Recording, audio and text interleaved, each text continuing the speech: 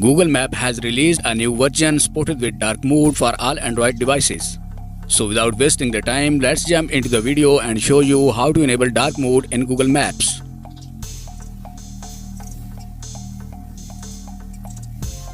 First of all, you need to update Google Map from the Play Store. If you don't update your Google Map, then probably it's not gonna work for you. After updating the app, let's open it.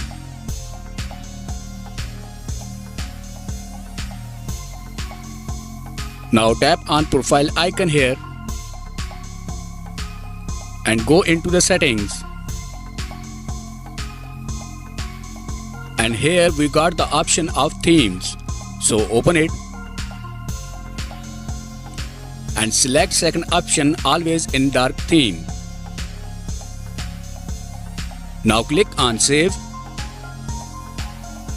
Boom! Your Google Map is now in dark mode. If you like my video, so please subscribe my channel. See you in next video. Till then, goodbye.